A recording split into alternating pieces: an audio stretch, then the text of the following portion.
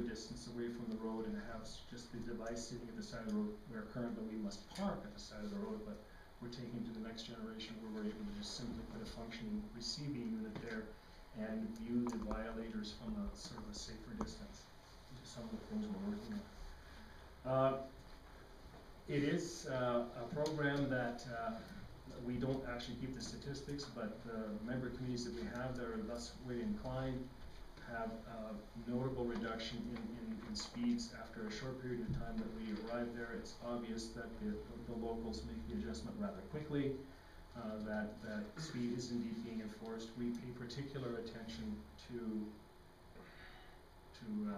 school zones, playground zones, stop signs that are creating difficulty for you, and traffic lights. And then obviously if there is some kind of a major thoroughfare where it is typically somewhat less safe and a little more challenging to enforce in conventional means, this system is extremely well suited to enforcing the speeds along things such as Highway 2A corridor here in a community such as yours. That's something that lends itself particularly well to. That's it in a nutshell. There's obviously far more detail I could go into, but rather than belaboring that, I'd be happy to answer any questions that you may have along the lines of an automated traffic enforcement program to sort of take some of the pressure off the local police. Thank you, Richard. That's great to see the technology and how it works. I think we'll have some questions. Councillor Foster. Thanks, Wayne. Richard, just a question. You had talked about the aspect of capturing the license plate in different low lighting and that sort of thing. I believe that there's a technology, or not a technology, but a screening device that you see over top of a license plate that prevents it from being, does this technology get around that, or is it the same as everything else that they've? Well, there are ways of defeating automated enforcement that are more and less sophisticated. The less sophisticated ones are, you know, a big trailer hitch or something like that, where you can obscure a character. There's not very much that the system can do for that if there are absolutely obliterated characters that can't be seen. We obviously rely on the police to ensure that those types of offenders are taken care of through other means by intentionally obstructing the license plates. The more sophisticated things are some of the covers they put on where there's a prismatic effect where either you can't view the violation if you are at a certain angle away from the license plate. I'm quite familiar with those things because when I was with the province of Alberta, I worked in the motor vehicles department. We knew what some of the challenges were in the legislation, and we adapted so that some of those things were addressed. If it's a prismatic effect where you can not read the license plate unless you're looking straight on, the beauty of a 800mm lens is that you have the opportunity for the vehicle to travel a little bit farther down the road, and eventually that angle of view corrects itself so you're able to pierce through the prismatic effect. That is not an issue for us because we typically, the laser reaches about 600 meters and we are able to get photographs that far away. So eventually that takes care of itself. Then there is the technology where there is either a coating applied or there's some kind of plastic cover that is designed to over-reflect. In other words, that when a flash fires, there is so much light around the license plate issue that the image is blacked out, so to speak. Again, because we do not deploy a flash, the beauty of that is that technology is, if your eyes can see it, obviously the camera can capture it, so it does not defeat it. We have taken steps to sort of past some of these sort of tactics and manners, and quite frankly, they haven't been very successful. The only way that it can be done is if you obliterate a character or falsify a plate. Then obviously at that point in time we rely on the police to take it up from there. Our opportunity to read plates, even at a distance, is second to none. Great, thank you. And the second part of my question was to do with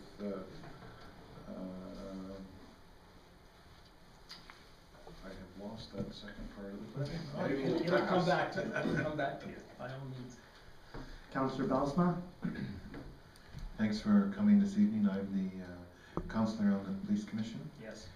the frequency that you use in other communities, can you give me an indication of that, first of all? Frequency as in? As in how often you are in town? Oh, that's entirely dependent upon your needs and your wishes. I understand you're a community of about 12,000 people, is that more or less correct? I think I checked your website, that you have 12 schools plus a bit of university. I don't know, you pride yourself, at least according to your website, on having quite a bit of green space and quite a bit of park. So I don't know offhand how many school zones or playground zones you have, but those tend to be the things you should focus on in the interest of safety, particularly for young people. So the program would have to be adapted so that at some point in time in a given week, every one of those zones that you've designated gets at least some attention. There should never be a situation where the drivers become comfortable knowing that there's no opportunity for them to ever be apprehended in a certain location. That's not how the program works. It has to sort of be an omnipresence where there's always the opportunity that somewhere you're going to be driving through one of these zones, and you have to watch your speed, not just then, but at all times. So the question is, how often in a community of 12,000 and the size that you are, that's something that we could help you with. But if I was going sort of just off the top of my head without having made an evaluation, I would think that a community of this size would be well served by a single community peace officer dedicated to a program like this, and perhaps working in the, in the magnitude of 25 to 30 hours, perhaps a week, maybe 20, somewhere in that range. It gives you a good cross section of coverage over the course of the day and evening, the longer hours in the summer and things like that. So a far more scientific analysis of that could be done, but that gives you a bit of a starting point. And do you provide some sort of indication that there is photo laser ahead, on the street, or is it just assumed that there's, like right now it is notified, when you are in an area where there's photo radar, there's a sign along the side of the road quite often. What do you do in your case? What we do, first of all, is we provide complete signage in accordance with the instructions from the Solicitor General, and that entails a rather large advisory sign at every major entrance to your town or community. So there always will be a large sign declaring that this is a community where traffic laws are photo enforced. That's a very generic, very standard sign. It's large and it's at every entrance to the town. When it comes to intersection safety, the Solicitor General demands that you have notification in all directions of a traffic light, and the reason for that principally is that those flashes actually do startle drivers. So the intention is that if you approach one of those intersections, regardless of whether or not that particular direction is being monitored, their preference is that you have notifications to that effect. There's a little bit of a mixture, and then if you're never doing a southbound, why would you have it posted that way? But nevertheless, we adhere to those guidelines, so intersections are typically posted from 4 directions. When it comes to something like a school zone or a playground, a sign has the desired effect. If you were to say, this is a 30-kilometer zone, you have a sign to that effect anyway. You have a sign that says this is a school zone, it's going to be 30 kilometers here. There's really very little effort to put an additional sign there that it's photo enforced. It just adds that element of driver awareness that causes them to slow down, even perhaps when you're not present. So it's very helpful. Signage has the desired effect. That's why we have traffic signs, to notify drivers and to alert them and to sort of get some adherence to what it is you'd like them to do in terms of behavior. So we provide a complete sign package as part of the turnkey solution. Councillor Connick? Thank you, Deputy Mayor Rempel. Further to Councillor Balsama's question, one of the reasons I was interested in you guys coming in, I saw you guys at the AUMA conference 2 years ago. Yes. And I thought you had said at that time that you guys even take it one step further, and that you guys kind of put sandwich boards on the road ahead of your unit saying photo radar ahead kind of thing. I thought that's what you guys had said you were doing, just to give that extra foreshadowing, if you will, that you better take your foot off the gas. But I could be wrong, but I thought that's one of the things that I had gotten away from that. I talked to you guys. Not in my tenure that we've resorted to that. I guess there's always those that try to forewarn other drivers if perhaps they've gone through and had put them on the bill of volition, but it's not something we did. Actually, that notion came up in recent discussions we had with the Solicitor General, where they were sort of perhaps amending and revisiting some of the photo enforcement guidelines. I think everyone here is probably aware that there's actually a government document that has some guidelines associated to it. It's on the Solicitor General website. So there's some uniform application of the rules for automated enforcement across the province and some coordination. And that had come up, that there perhaps should even be vehicles that are emblazoned with the fact that it is a photo enforcement vehicle for this very reason. But it's not my belief that that's going to be one of the recommendations that's going to be adopted here. I didn't see much support of that in the sessions that I took in. Again, it's a bit of a balance. You warn and you advise to the extent that you must, including in the press. There is every week in the local newspaper there is a notification of where it's going to be operating on every single day. So in fairness to the public, this is published and this is notified. But at some point, I think the entire principle behind traffic law is that if there is still non-adherence to it, at some point there is a monetary sort of situation that comes into play. And all things being equal, you can notify to a certain extent, but at some point you're still left with the part where the drivers tend not to listen. Okay, thank you for that clarification. I thought there was one more step there, but you said that there isn't. If you could just go into the revenue business there for a minute. I understand, again, from talking it from 2 years ago now, I believe it doesn't cost us anything, but obviously you guys have to make money, so what's the ratio there? You guys take a percentage, we get the rest. Can you elaborate further on that? Well, there's typically a three-way sort of thing. There's always going to be a sort of a flat charge from the province that deals with paying for the courts, the motor vehicle system, the court system, and all those other things, and the fact that it is indeed their laws, and there's a cost associated with that. Then the residual of that is then on a basis of negotiation between the communities, split between ourselves and the community, in a program that's well managed and well operated. You will find that it ends up being no cost to you, and that's the bottom line, is that it's efficiently executed.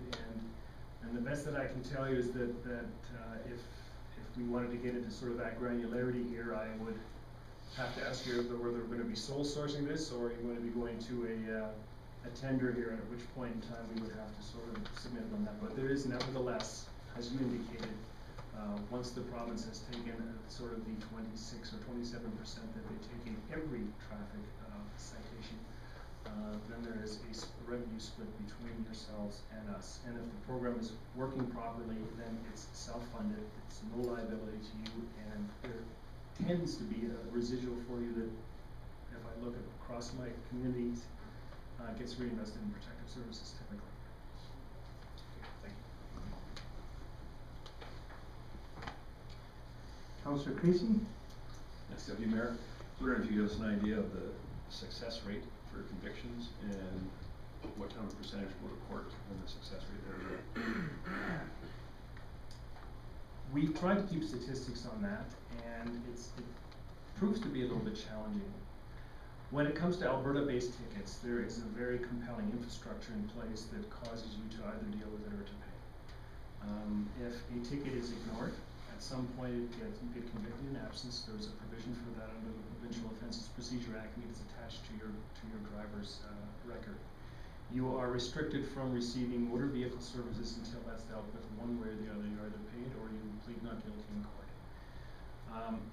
Many cases go to court because it's a delaying tactic on occasion, and there is no statistics kept as to what percentage actually go to trial versus going to court, and there's a big distinction there. We've attempted to sort of look at some of these numbers. It gets a little bit convoluted, and unless you're actually physically present, it's really hard to get a handle on how many of these are, shall we say, successful prosecutions versus how many are not. At the end of the day, we are very comfortable that well over 95% of the cases are dealt with in terms of payment and so the other 5% will sort of cover off, so all these other contingencies that get really, really hard to separate. It's less so for out-of-province violators.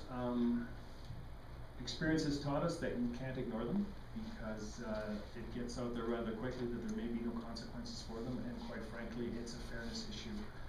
It makes no sense to apply the law to Alberta-based motorists and then turn a blind eye to those that are not from Alberta. The return is a little bit less successful for out of province. We're looking at somewhere in the neighborhood of 2/3 that deal with it and pay them. The remaining third tends to fall through the cracks because there isn't all that much coordination between the motor vehicle branches. But in terms of Alberta-based violators, we're over 90%.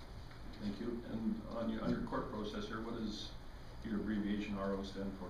Registered owners. Thanks. As you know, the system is, according to the Traffic Safety Act, the violation is directed at the registered owner, because there is, in law, no way of ascertaining who was operating the car. So consequently, it's attributed to the registered owner, and that's why there's no demerit points involved as well.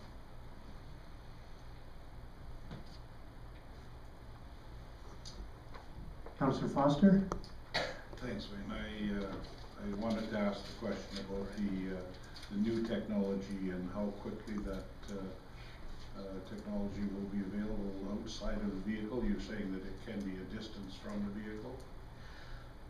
Again, there's, technology marches on. We have the company that furnishes us with what we believe is the best operating laser in the world, the LTI Laser Technology Incorporated 2020 laser unit, is most recently and very recently come out with a much smaller, more compact, more powerful unit.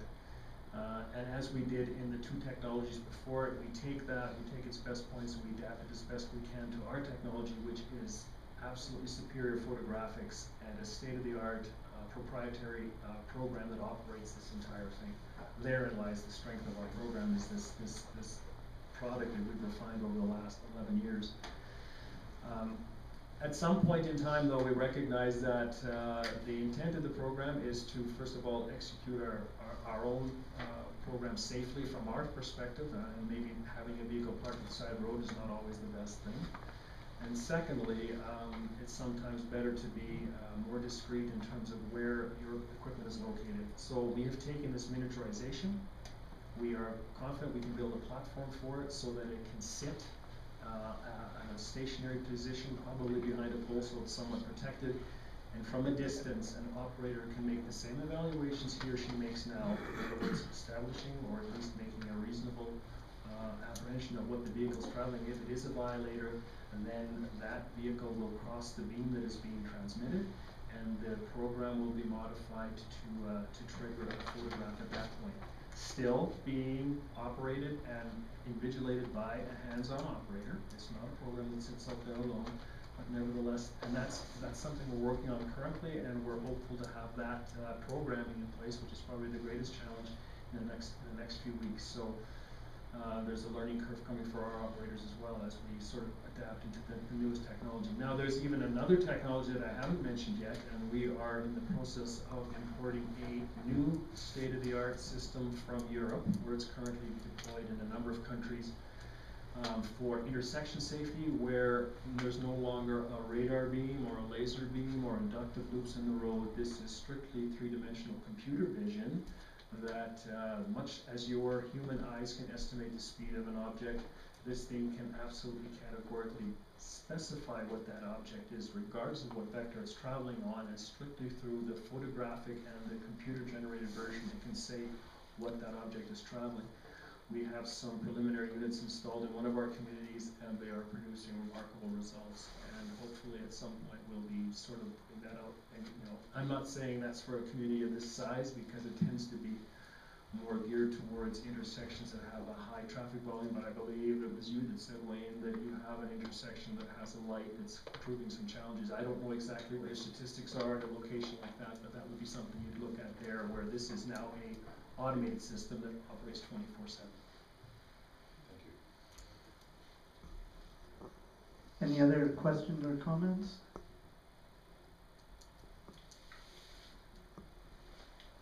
Councillor Kite. Just one, since all my questions have been already answered.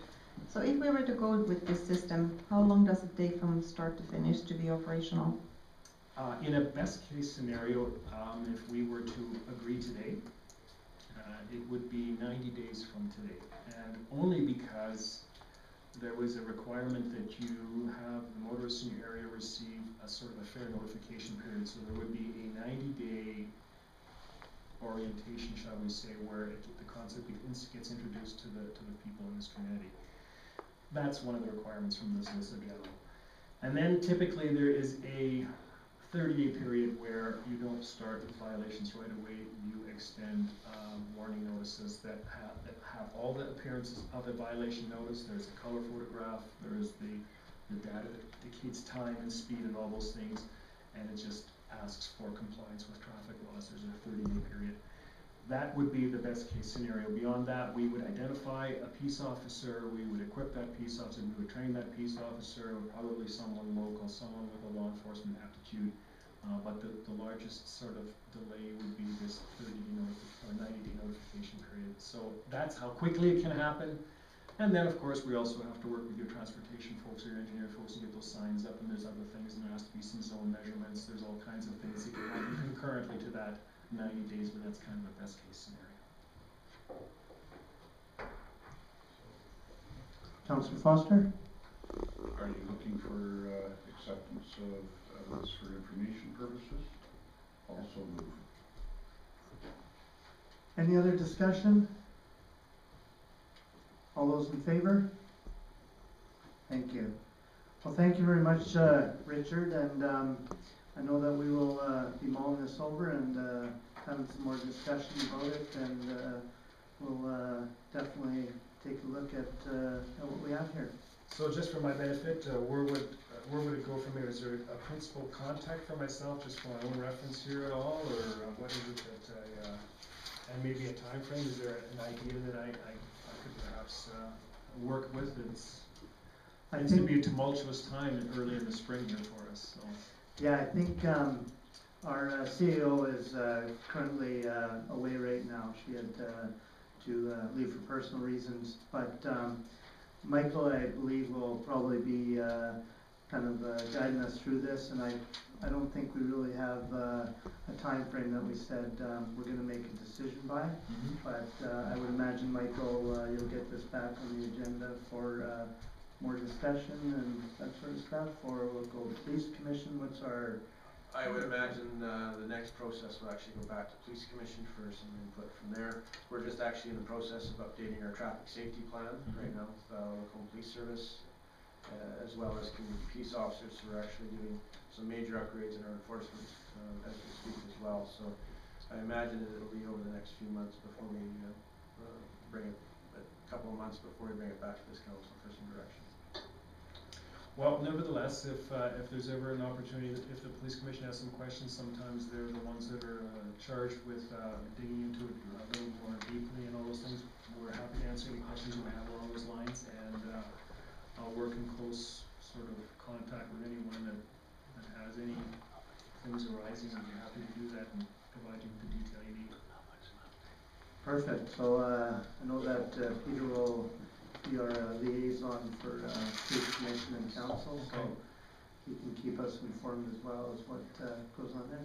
All right. Well, Peter, then in that case, maybe you and I will sort of trade notes here, and maybe we'll be in touch in the near future here, and you'll give me some indication of which way that goes for you. So best wishes with that, and I'm just glad we can help if it comes to that. We'd be thrilled to be able to give you a hand. Thank you very much. Thank you.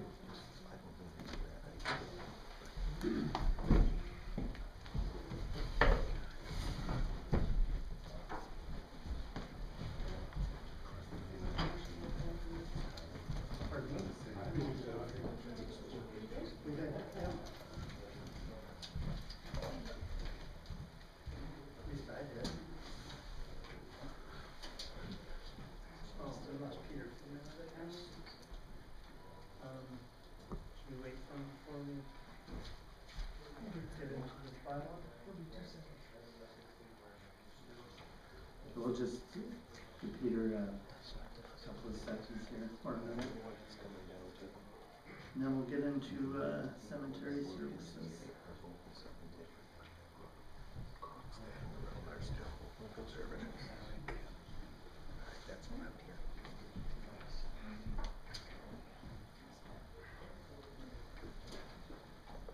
I guess I can just let you guys know how we'll proceed with this. So the bylaw will have to, we're looking for second and third readings for the bylaw. And then we have the policies. And might be, should we do the policies all together? Oh, sorry, that's right, that's what it was. So whoever makes a motion, we can either do the policies all separate or we can do them together. And then we will be looking for cemetery administration directive for information. So let's get into cemetery services, cemetery bylaw and policies. And Brenda, please. Thank you, Deputy Mayor Rempel. So before council tonight are the edited versions of the bylaw, cemetery policies. The edits were made based on discussions that we've held with council in 2 prior meetings. The most recent changes that were made were the bylaws being presented for second and third and final reading, and there were no changes to that bylaw beyond the first acceptance of it. And the changes that were made to burial policies were burial policy 171.02 under the depth of grave. There was a typo that was changed to read number 5 rather than number 9. And under the policy and niche policy, the sale of plots and niches section 5 has been corrected to read interred rather than interned. And the grave decoration policy has had the lettering corrected, which it was a formatting issue, as well as that the word vegetation has been added, and the conditions around plants and vegetations and decorations were amalgamated into a hopefully clearer statement. So what administration is requesting of council tonight is that you do provide second and third reading to bylaw 356.1 as amended, and that city council approve the following, the policies 1.56171.01 through to 56171.05, and that council receive the cemetery administrative directive for information. With respect to effective date, the bylaw will naturally become effective the date that it receives third and final reading. We are suggesting that the policies and fee schedules as well would become effective should they be passed today. Councillor Connick? I would so move that we provide second reading for bylaw 356.1 as amended. Any discussion? Councillor Creasy? Thanks, Deputy Mayor. Just a clerical one on my copy here, it reads February, so that'll need to be updated. The bylaw itself.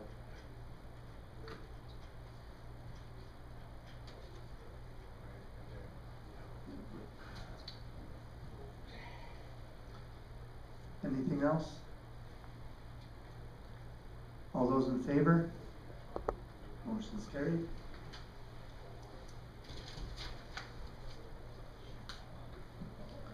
Councillor Bausma? I'll make a motion that the City of Lacombe Council provide third and final reading for bylaw 356.1 as amended. Any further discussion? Councillor Creasy? Thanks, Deputy Mayor. So I just want to be clear of the process here for the policies that result or are affected by this. Should we not be tackling those first, or No, we have can we to, still make additions and changes to the policy after we've approved That's correct. 356.1? That's correct. Any further discussion? All those in favor? Motion is carried.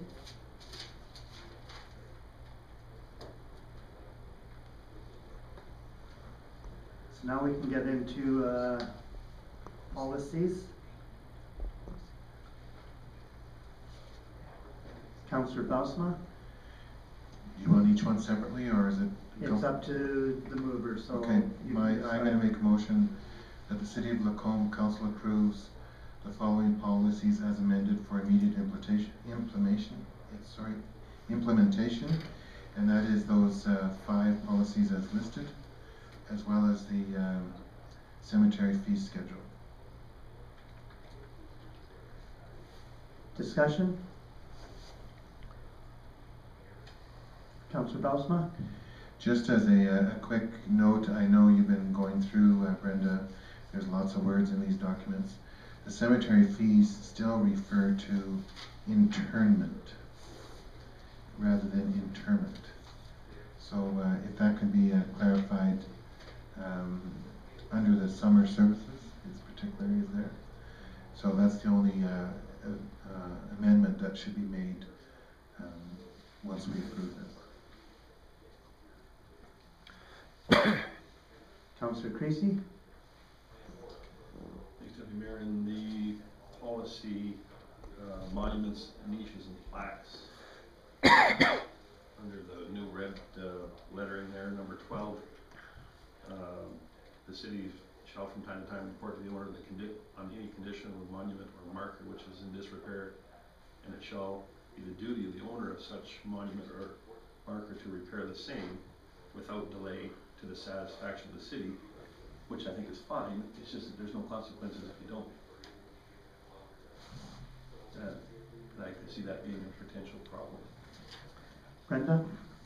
I believe that this must be linked to the wrong document, because we have discussed that before. You had brought that up before, and we did have that corrected to say that it would be removed by the city if it's not. And so I believe the links, the hyperlinks, are wrong, but I will ensure that that is the case in that policy. Okay, at the risk of delaying this, I don't know that it's appropriate that we approve documents that are not in proper order. Brenda? You could remove this one policy from the policies that you were approving, and we can bring it back and ensure that that's proper. I think that would be preferable for myself anyway. So I'll make that motion to amend or to remove monuments and niche plaques until a later date. And is that a friendly amendment? You have to ask the mover. If it is a friendly amendment, that's acceptable to me. So Mike, I'll just ask a question. Because it isn't in this linked and worded that way, can we change it now though? Or is it better to bring it back? I think it's more appropriate to bring it back, since the mover is willing to withdraw it from his original resolution. So that's fine. Okay. Any further discussion? Do we want clarification on what we're going to vote on, or is everybody okay? You're all okay? All those in favor? Motion is carried.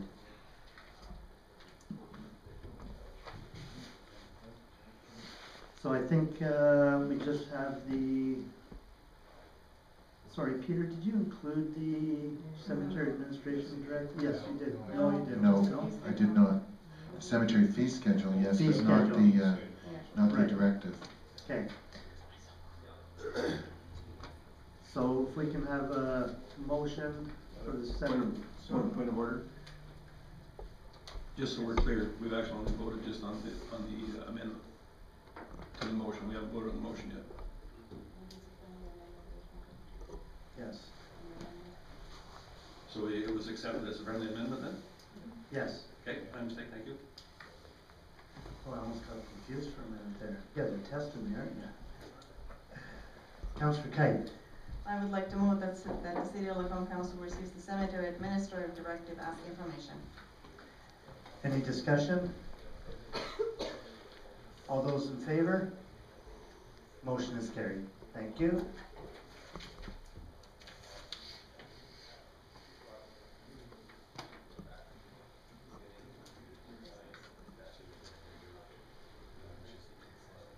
Okay, number 9, new business, Lacombe Foundation requisition. Mr. Deputy Mayor, can I excuse myself? For Yes. conflict of interest, thank you.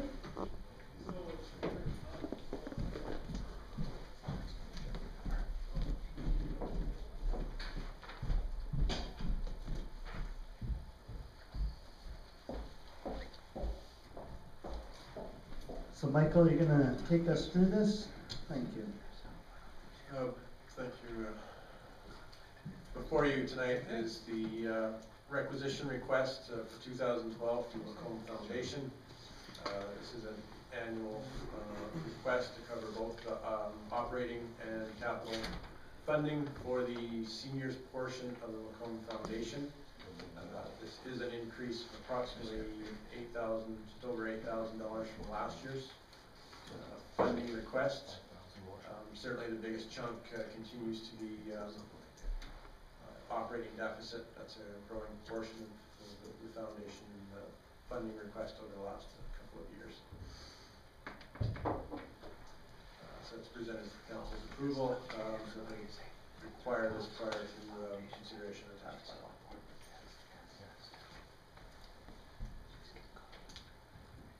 Councillor Foster? I would like to add just a little bit of information background for the group, if you will recall. Well, first of all, I should say that I sit on the foundation board as your representative. It's only been the last 2 years, Michael, that this requisition has come forward. And I think we've had a lot of discussion about the rest of the province has had this. A lot of these foundations have had this in place for many, many years, and this foundation has been able to stay away from requisitions until very recently. And it's just the conditions and the expenses have just outgrown the capacity of the revenue generation. So that's some background. Thank you.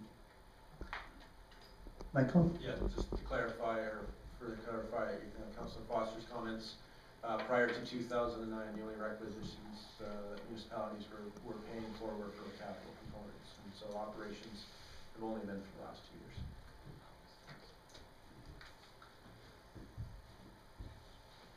Councillor Creasy? Thanks, Deputy Mayor. I guess my biggest concern is the percentage of the increase. I mean, this is not sustainable. I mean, we try and operate on a very low increase to our taxpayers. This year will be 2.5% or something like that, and theirs is close to 10% over last year. I mean, this is not sustainable. So, what can we do to make sure that this trend doesn't continue? And that, I'm sure that's a very complicated question, but I mean, we can't keep this up. So hopefully we'll be in contact with Mrs. Holting there and see if we can get an answer to that. Thank you.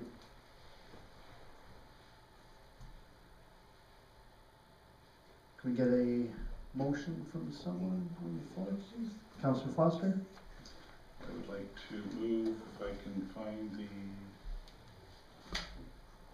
thank you, that council approve payment of the 2012 municipal requisition from the Lacombe Foundation in the amount of $100,373. Any further discussion? All those in favor? Motion is carried. Someone wants to bring Obi in? Sorry, Councillor Kate.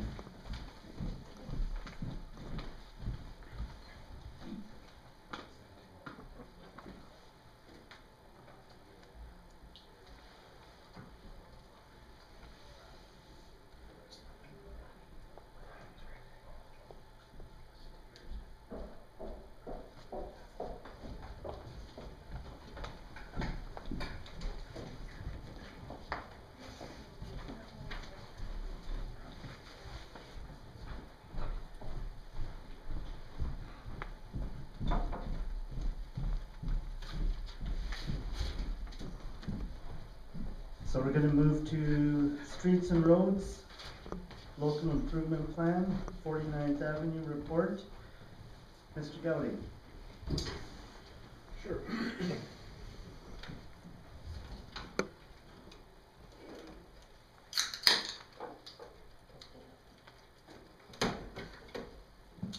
Before you this evening is an agenda item that's really a continuation of previous agenda items that has been considered by this council. In the beginning of this year, we had discussed a local improvement levy to fund the relining of sanitary sewer services on 49th Avenue that had experienced substantial tree root intrusion that were causing blockages and frequently requiring service by the affected homeowners. At that time, you directed administration to modify a bylaw and policy to allow for that mechanism to be used in cases such as 49th Avenue. And so now before you is the actual, I guess, specific item for 49th Avenue. It's already been approved as a possibility for administration and council to consider in cases where there is root intrusion and the sanitary main is being replaced. And so now we would ask that you endorse our recommendation to go ahead and use that mechanism on this year's project. And if there's questions, I can field those now. There's a motion. Councillor Belsman, please. Can I ask a question before the motion? Well, we can, but we can do a motion and then have discussion and questions too. Oh, you weren't quite ready. Here, I'll make a motion. Thank you.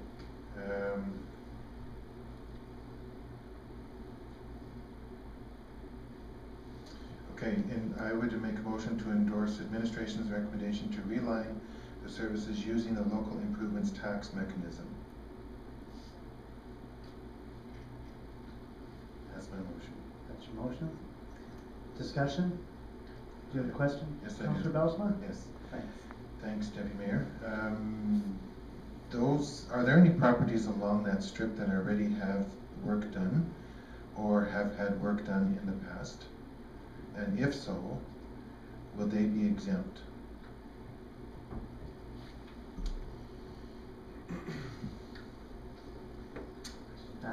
We aren't aware right now of any that have been done in the past. When we advertise, if we advertise that we're going to a local improvement mechanism for this project, as per council's direction tonight, then at that time we'll include, I guess, some information for residents that if they have had work done, if they've previously had it replaced, that they would be able to opt out.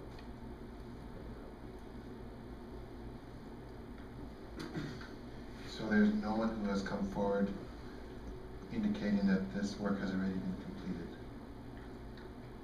Not yet, but we haven't advertised that we're Okay, doing this. because I received a phone call today from a person indicating that there has been a number of places, at least 3, along that strip that have already had work done. Now, some of it was done in the past, as in 15 years ago, so that still may not be utilizing the same system as being proposed. So I would like to know how you intend to handle that.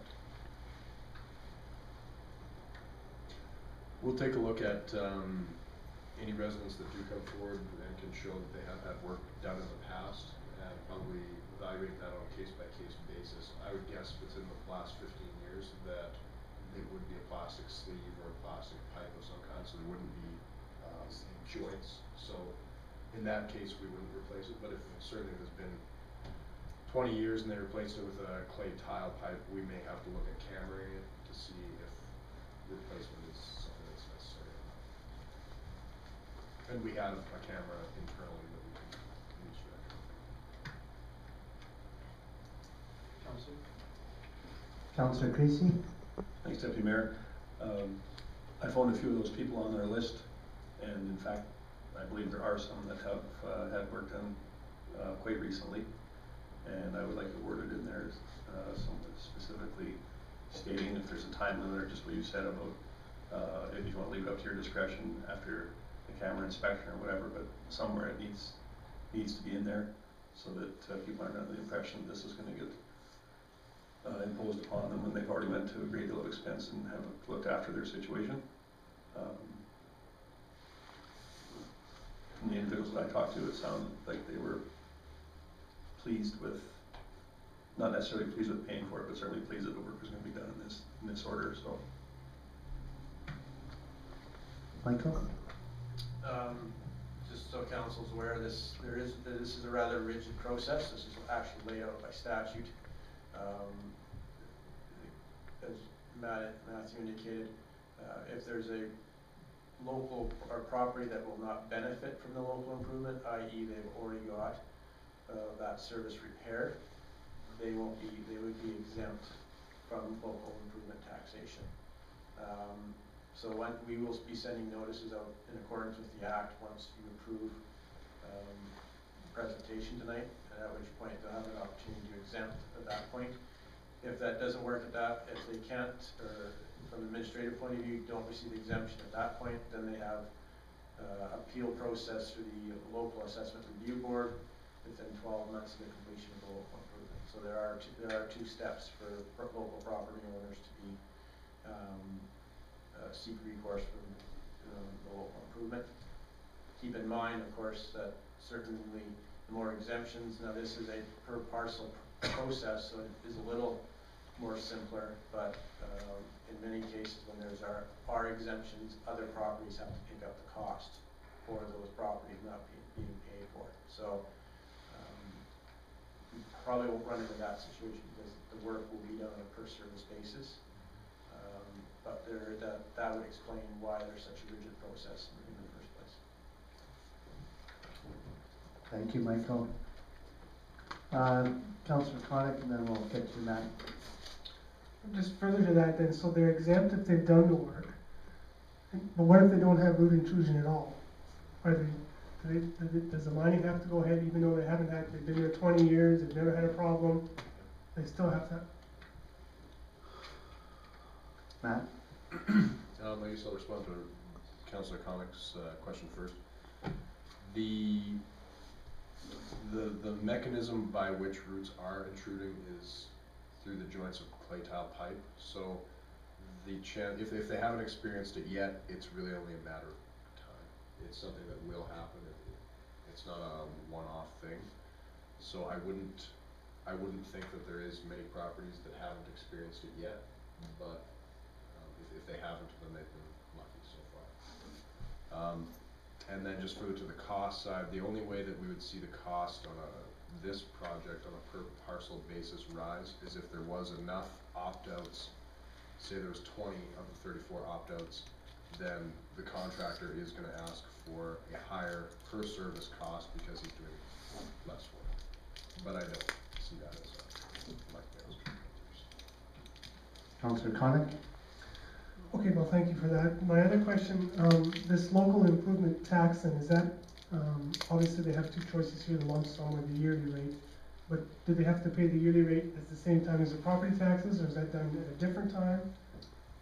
Michael? Local improvement tax is levied at tax line, property tax line. So, for instance, because this local improvement will likely be done later this year, the prepayment will be due probably before the end of the year. The local improvement tax won't show up until the 2013 tax notice.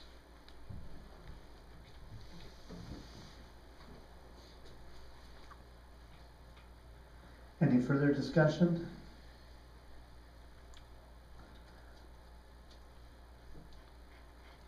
Can we read that motion one more time? I want to make sure I know exactly what we're voting on. Okay.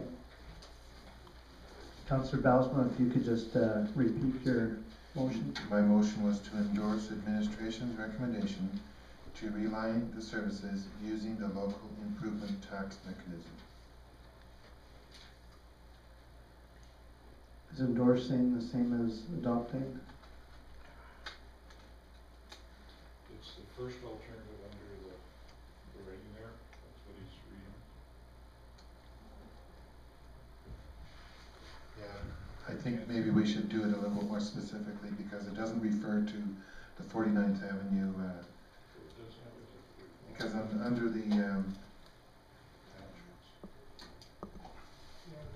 so I need a clarification here, and I think that's worthwhile. Okay. So, just to be clear, we actually need a formal resolution adopting in order to commence the local improvement process. We council to approve the local improvement plan, 49th Avenue as presented. So that's the proper Okay. statutory. And the plan, is there still those three alternatives, or is that not? The local improvement plan indicates that it's done by local improvement tax. Yeah. Okay. So then my motion will read that council adopt the local improvement plan for the 49th Avenue sanitary sewer service reliance as presented. I apologize for my earlier motion, that wasn't correct. No, that's all right. Any further discussion? All those in favor? Motion is carried. Michael, do we have to,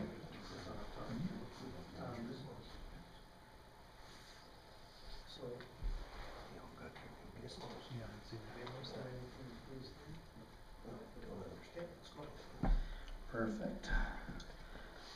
Okay, so we'll move on to financial. Sorry, thank you, Matt, for doing that. We'll move on to financial services, 2012 property tax rate. Michael, please. Thank you. Before you tonight is a memo outlining the proposed updates to the 2012 operating budget and correspondingly the presentation of the 2012 tax rate bylaw. I think as Norma had indicated some time ago, part of our budgetary process this year, we would bring back any changes or amendments to the 2012 operating budget in one process or one step. So we do have some minor adjustments with regards to the budget for 2012, and they are outlined as follows. Certainly, the majority of them are relatively small, dealing with some expenditures that council's approved since January, most notably the Cape. There is some funding, extra funding to cover for the study of the Performing Arts Theatre. There are also a couple of expenditures with regards to items that have come up since the beginning of the year, most notably increase in WCB premiums. That's the result of us changing from a town status to city status. Actually, the rates are relatively the same. It's our rebate programs. The town program actually is a much better rebate program than the cities.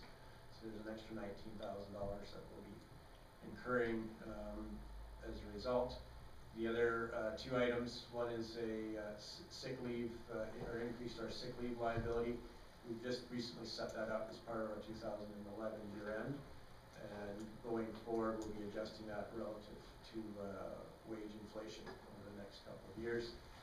The other item is a sand pit reclamation. One of our sand pits, we have allowed the lease to expire, and as such, there is now a reclamation process to be followed. This study will allow us to meet those requirements in our development permit with the county, as well as our requirements with Alberta Environment. A couple of items that were deferred in 2012 were before council for consideration. One is the street reserve contributions. Previously, we've been allocating $370,000 to $375,000 a year. That number was scaled back to 300 this year because of some increases to our general capital as well as our other sand pit. We have two sand pits that we are responsible for reclamation. Monies were being allocated or being put aside into that reserve instead of the street reserve. This would restore that funding.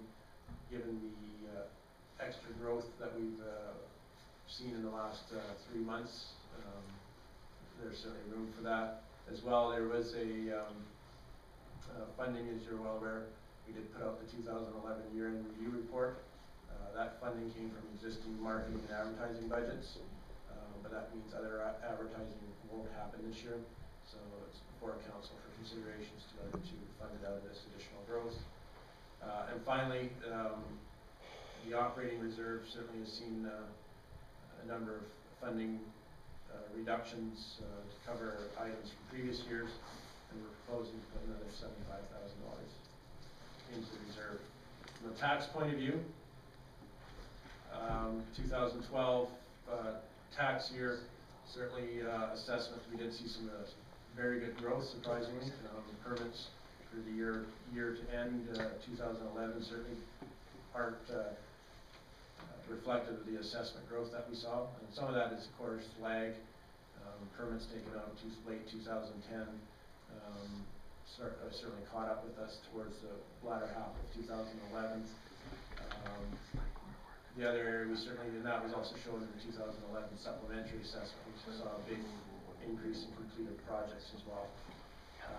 By far the biggest issue for us from a percentage point of view is the changes that were made at provincial level with regards to school tax.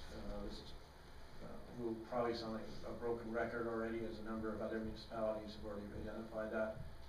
Certainly the percentage year-over-year increase, the largest increases on the school side. Average house in Lacombe is looking at a $44 increase on school, or about 7% increase. There's two causes of that in Lacombe's case. One is the formula they use for equalized assessments based on the last 5 years. Previous years we saw some lower equalized assessment numbers. Those smaller numbers have now fallen off by the wayside, and we saw a big change there. But by far the biggest influence was the province freezing the tax rate. Previously they had allowed that rate to decrease as overall equalized assessment went up. This year they actually froze the rate over last year. And so if you keep everything the same and the assessments go up, you're going to generate more revenue. Even with all the growth that we had this year, there was still a big increase on school. Other municipalities have seen anywhere from 9 to 10%. So we did see some of the growth that we had in 2011. It covered part of that growth, but not all of it. And so we are presenting the budget amendments first before council's consideration. With council's accepting of those, then the bylaw that's presented tonight is for a 3% tax increase as outlined in the 2012 budget. We certainly are looking for first reading tonight on that. Council has some consideration on that, but we are looking for direction in both matters tonight. Councillor Kite? I would like to move that we adopt the proposed budget adjustments to the 2012 operating budget as presented. Discussion? Councillor Foster? Thanks, Wayne. So Michael, just clarification, the overall additional cost will be $63 if we pass this, of which $44 is education? No, sorry. Plus the 44. That's so right. 63 Yeah. plus. 108 in total. Okay. So a total of $108, I'm sorry. Thank you. Councillor Bausma? The work for the engineering study for sand pit reclamation. Boy, I've got a hard time pronouncing tonight. I'm trying to understand why this was not presented in the fall. It was already understood that probably at that particular point that the lease was coming up. And why is it necessary to go through an engineering study rather than create a tender package and get it going? Michael? Oh. Matt? Sure. Unfortunately, the reason that it wasn't included was that it was missed. There's no fancy way about it. We just didn't know that it was coming up. With the lack of an infrastructure services director, I think that one of the things that happened was that some of the projects kind of did fall between the cracks, and this was one of them for sure. So that's a response to the lateness of it. In terms of why a study is needed, it's not really a study per se. It will be an engineering design that looks at the contours. There's certain grades and contours that you must meet when reclaiming a sand pit, so it's usable land. And then there's quite an onerous reclamation process that you have to go through with Alberta Environment and the landowner as well. So the $14,000 that's been identified is for that design and the work to go through the process. The actual work will be done largely internally if we can. We're going to use the material that's coming out of the Bruns storm pond this fall, have that hauled directly to the sand pit, and then try and use that.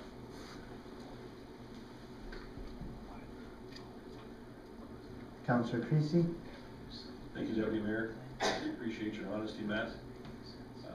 Nice to know that you're in a position to make a difference on upcoming issues in your new position, and we don't have to put up with this again, so that's great. When you said that the lease had lapsed, was this by our choosing? Because it had fulfilled its usefulness as a sand pit, or was it a mistake, or what? Matt? The sand just was not to a quality that allowed it to be used for a lot of our projects. It was a sand that could be used as fill, but it had a high compressibility, and so it just really, it's not a good structural material. Okay, no, that's fine. And as far as the engineering study, it's not so much a study as it is the engineering portion of the reclamation work. Perhaps we could reword that, because I had the same impression as Peter did to start with, and if this is part of the due process of closing up this pit, that's fine, but I don't think it's received well when we call it a study. We obviously knew that it had to be done, so this is just part of the engineering process to initiate the reclamation. That's correct. Thank you. Michael? Sorry, just for one other comment with regards to the reclamation. This permit, or this sand pit project, certainly predates the what do they call it? The code of practice for sand pits, and so the other sand pit that we do have that we're renewing that license for already has a reclamation estimate, and the work was done in advance of the permit. So this is certainly one of the older ones that predates all those requirements. And my other question was with regards to the final portion of the initial performing arts study. I guess I was just a little surprised that it was showed up here. I thought we allowed for that in the budget. Part of that was paid in 2011, and the balance of that was carried forward or just completed recently. So it's more of a timing issue more than anything else. Well, he hauled it from autos. Brenda? The cost of the feasibility study was not more than council had approved. The funds were just approved for last year's budget year. And the final invoice came in 2012 after the 2011 books had been closed. Thank you for that clarification. I'm not sure I understand the sick leave liability portion of them. We've already allowed for wages in the budget. I'm just not sure how perhaps you could enlighten me as to how this works. Michael? Council, remember, as part of your 2009 or 2010 financial statement presentation, the auditors did issue a qualification to the audited statements because sick leave is not being accounted for. We don't agree with the issue, but it is part of the CICA handbook recommendations. We now have to allocate for sick leave based on actual lost days, whether we actually, even though we don't replace those days. But it is a contingent liability that we now have to account for. We certainly won't be drawing that down as it's not being treated as a self-insurance liability, but it will be simply an impairment against surplus. So it is 2011 will be a one-time charge in terms of the large amount. It's about $180,000.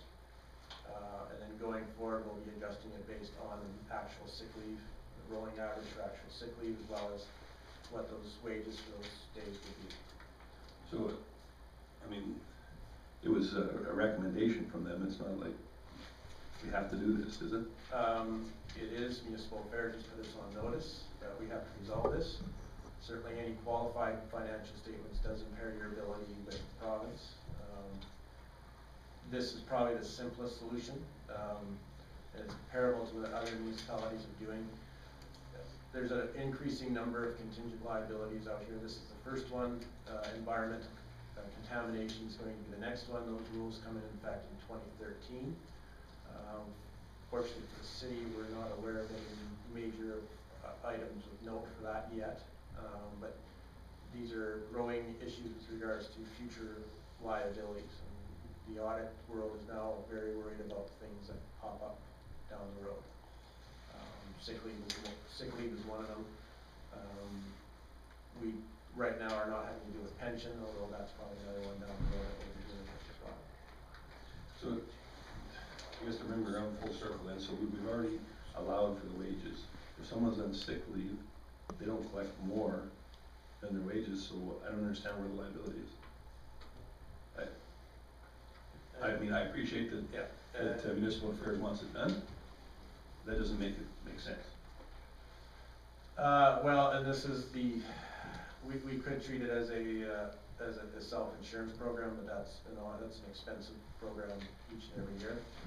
We are looking at other means of having a sick leave program that would be far more have more measurable results than this estimate that we're using right now. But for 2011 and probably 2012, this is the process being put forward. Okay, thank you. And the last one I had was the WCB increase. Did they provide any kind of explanation for this? It just seems bizarre to me that just because of city status, I mean, that's not a great explanation. So. Cities and towns are in different WCB industries. So as moving from town to city actually makes a different industry code.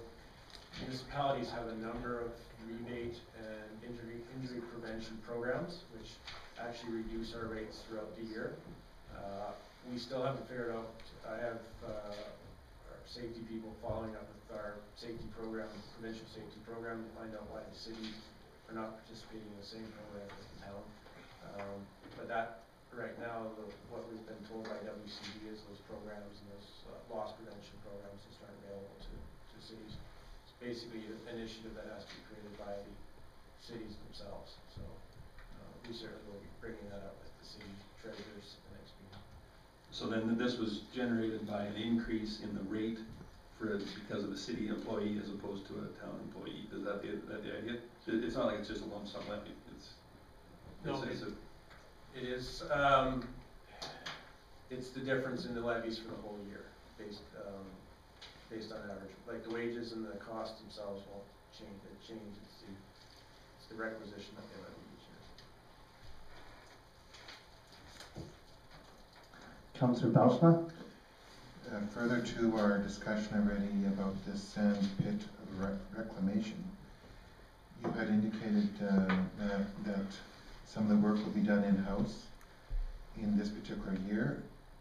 I assume, does that mean because we're doing the Bruns Pond work, is there going to be an effect on our budget for our Public Works Department because of this work being done in-house? Or is it going to have an effect on other work that was already planned that will not be able to be done because of this reclamation? Matt? Excuse me. I don't foresee this being so major of a project for our Public Works Department that there'll be an effect on other projects. Given the timing of the Bruns Storm Pond project, which is planned for mid to late fall, often after fall cleanup, our Public Works crew has a bit of time before the first snow flies, which we typically spend redecking trailers and painting equipment, that sort of thing, upkeep on some of the equipment. So we can focus our energy on this project a little bit more during that time, and I don't think there'll be any disruption.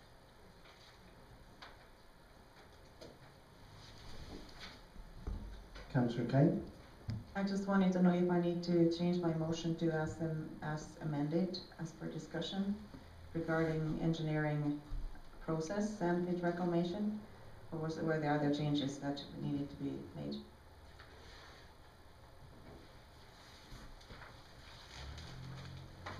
Correct me if I'm wrong, but I think it doesn't change any of the adjustments.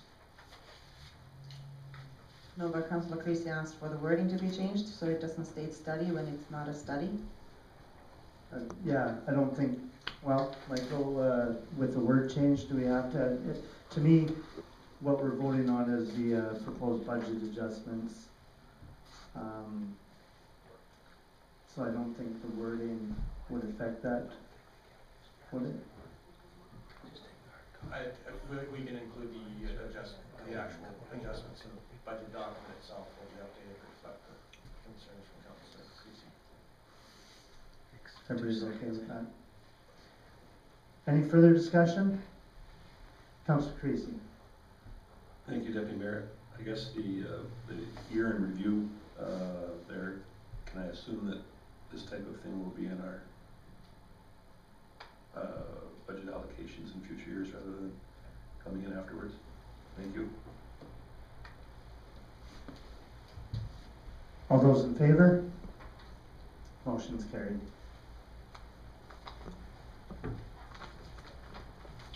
Councillor Bausma? I make a motion that council give first reading to bylaw 376 as presented. Discussion, Councillor Conick? Thank you, Deputy Mayor Rempel. Just noticing some of the numbers. So the Lacombe Foundation, will that have to change then, based calling for a different number than what we've approved, or is that GST there or something, or how's that? Those the difference between the balance and the record. So just to be clear, there's an amount that'll be levied. There's an amount that's paid to the Lacombe Foundation because of rounding and balances that are over collected because of changes throughout the year. What we actually collect will actually differ slightly. So these balances end up being plus or minus at the end of each year. The school tax especially this year, there's a big swing. So in one instance, one of the school division authorities, we will under collect, and another one will what's called over levy. Those amounts carry over to the next year. It's just a product of the mill rate tax rates that we use. Because the numbers now are getting so large and the mill rates are pretty much truncated, I think, at 4 digits or 3 digits. For this to be down to the penny, the mill rates have to be about 9 or 10 digits. Plus, the other thing to keep in mind, with requisitions especially, we use equalized assessments. So those assessments are already 12 months old when they're created. And then we apply those amounts to live assessments, which are done in December. And so there's always there's never an even balance. The numbers never round out to the same dollar for dollar as part of that. And so part of our calculations that we have to go through each year, why this thing takes as long as it does, is we have to balance the end of the year, do our over-unders, add that number in or subtract that number in from the amount that's actually owed to the school. So in other words, no. Okay.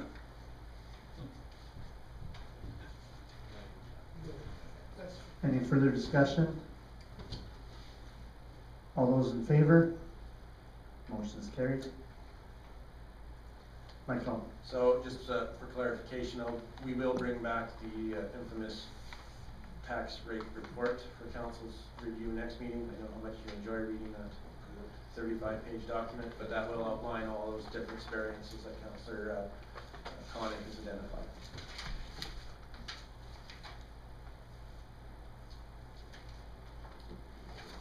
Thank you, Michael.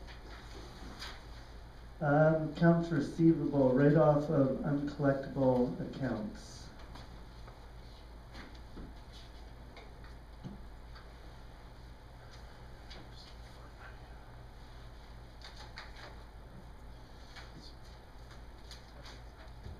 For you tonight is the write-offs for 2011 with regards to our utility uncollected accounts.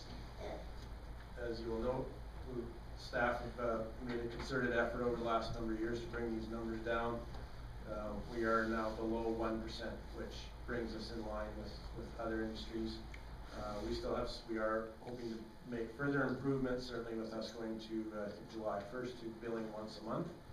We're also proposing some number of changes in terms of payment deadlines and collection efforts under that change as well. But we are certainly getting closer to the target of reducing these write-offs completely. Of course, the uncollectibles include not only water and sewer, but they include garbage as well. And they are presented for council's consideration and approval. One item to note, just because they're written off doesn't mean we stop trying to collect. One of the contingents is if you want to get service from the city of Lacombe, you have to pay any outstanding bills prior to that, the only exception being anyone who's declared bankruptcy.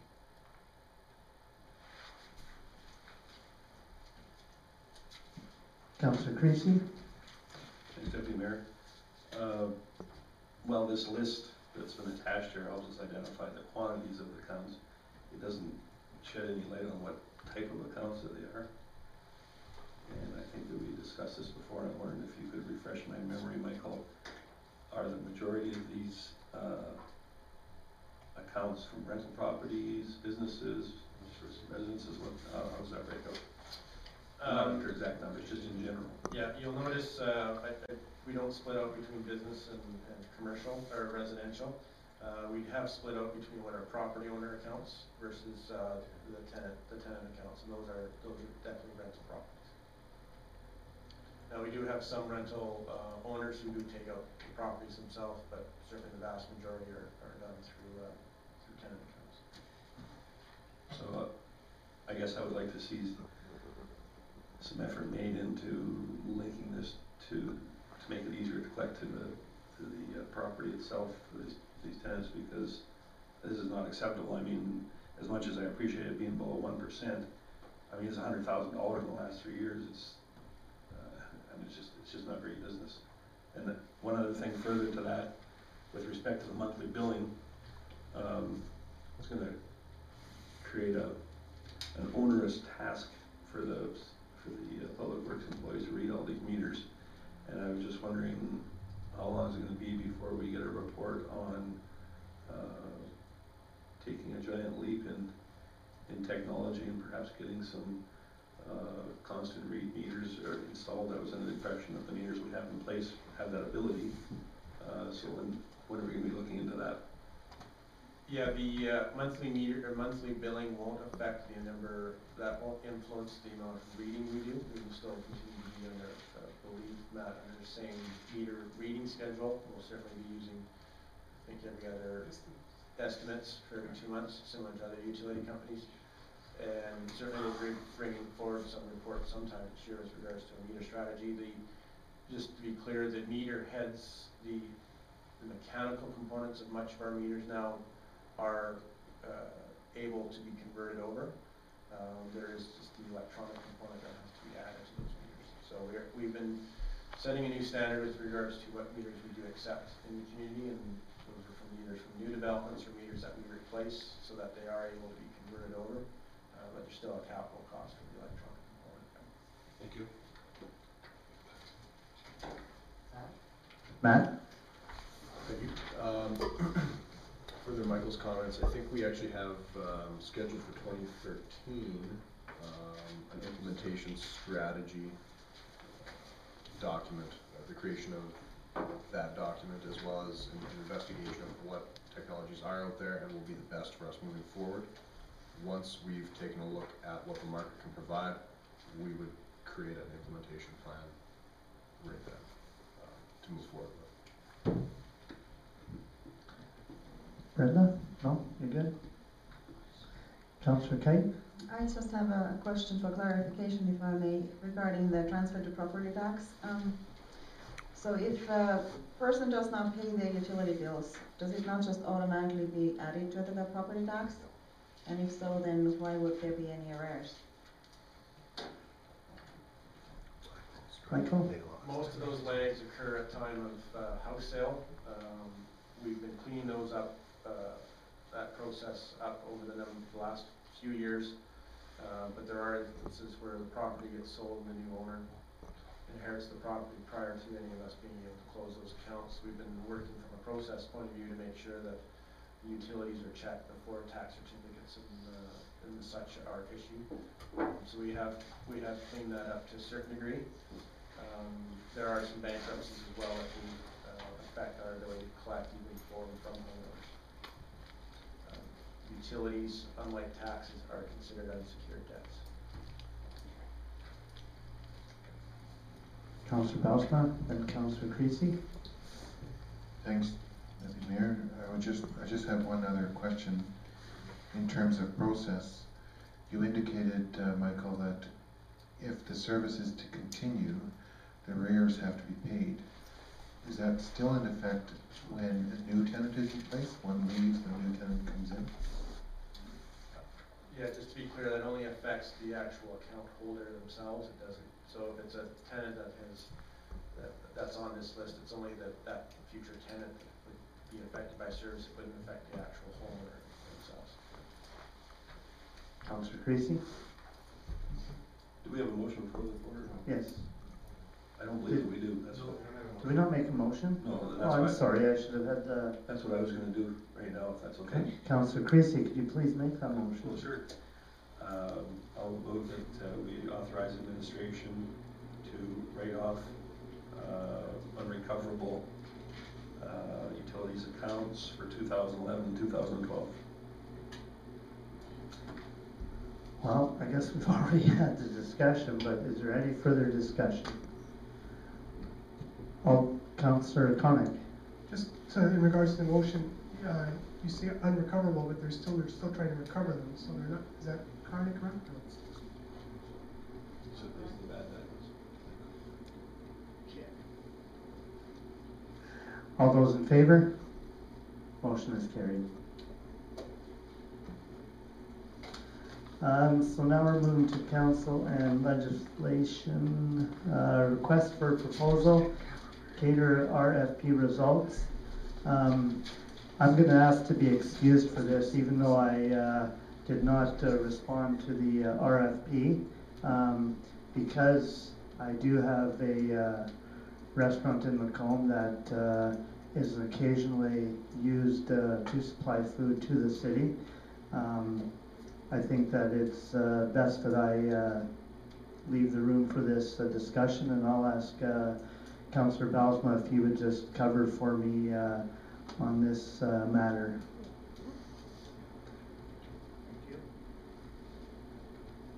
Do I have to move? No. Yeah. Who from administration will be presenting this item? Michael, go ahead.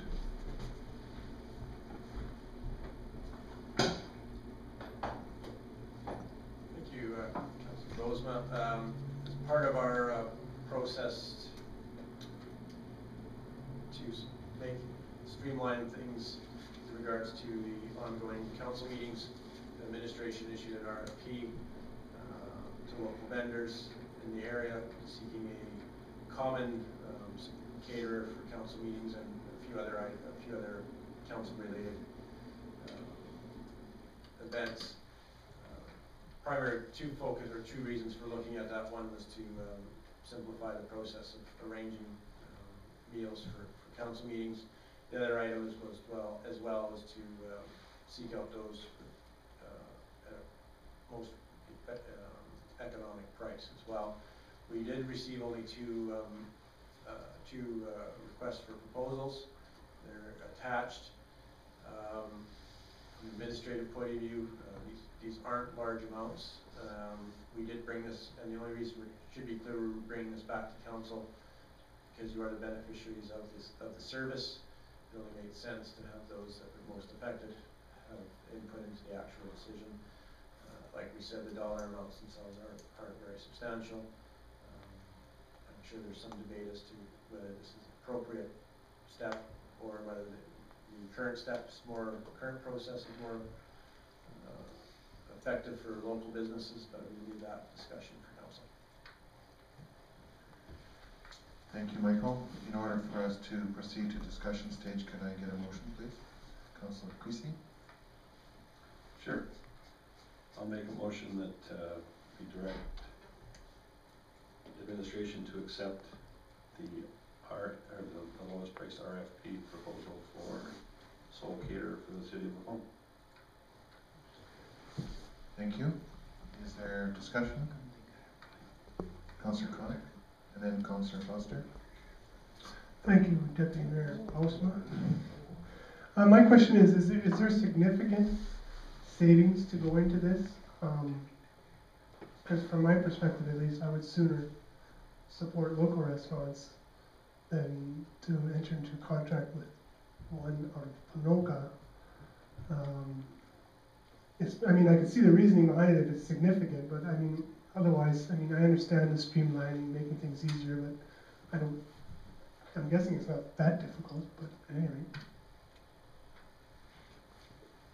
From a savings point of view, probably not. We work within, or try to work within the existing budget that council approves for meals as it is. I think the work that's really involved is huge. I think it was trying to provide one common caterer that provide as much variety as possible. Again, it's for your guys' benefit, so that's why it's before you tonight. Okay, Councillor Foster. Thanks, Peter. I find it somewhat strange that we've put this out to the whole community and no one from our own community has come forward. But I also am concerned if we do go outside of our community for something like this. So as I say, I don't know what the reasoning, but I would certainly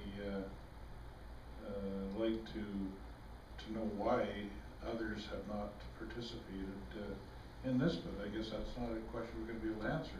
But anyway, I would certainly support the fact that we stay within our own community for something like this.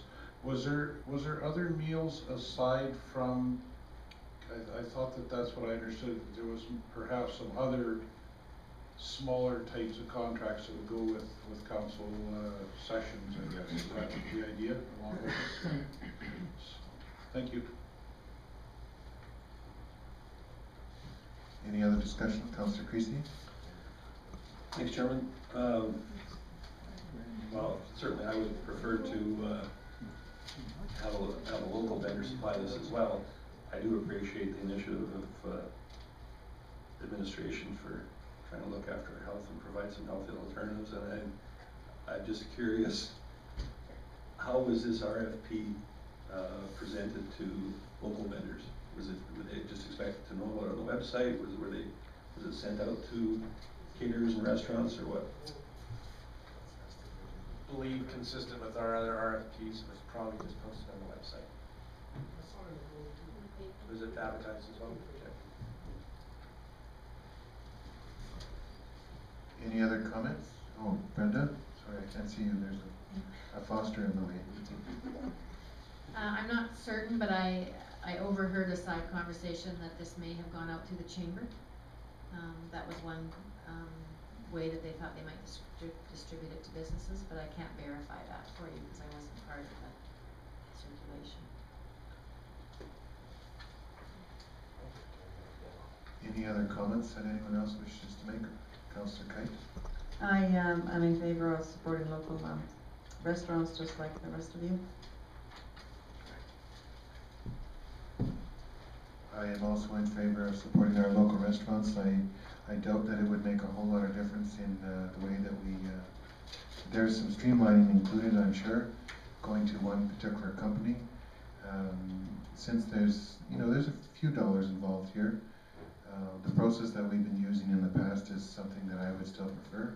I like the wide variety, and it's still up to whoever organizes these meals to ensure that it's a balanced approach to our meal. And that's my my comments. Are there any further comments? Okay, seeing none, all in favor of the motion, raise your hand. All opposed? Motion's been defeated. Can we get Councillor Rempel back here?